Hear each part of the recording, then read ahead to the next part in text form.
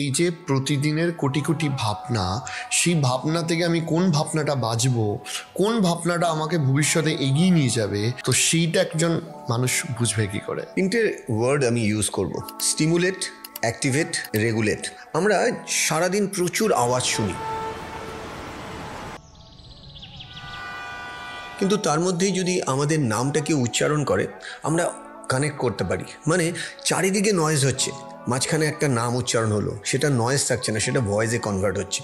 তার মানে আমার ভেতরের আধার মানে আমার ভেতরে যেটা রয়েছে সেটাকে সবসময় ক্লিনিং করাটা দরকার। আজকের ডেটে কতজন দিনে 5 মিনিট হলেও চোখ বন্ধ করে নিজের ভেতরটা দেখেন, বা আমরা কতটা দেখি? আমি হয়তো রেগুলার একটা সার্টেন টাইমে আমি ভিজুয়ালাইজ প্র্যাকটিস করি, তুমিও হয়তো কোনো প্রোগ্রামে শুরু করার আগে সেটাকে মনে আগে দেখো। বাট রিসার্চে দেখা যাচ্ছে আজকের ডেটে মানুষ বাইরে দেখতে এতটা ব্যস্ত, ভেতরের দিকে তাকানোরই টাইম নেই।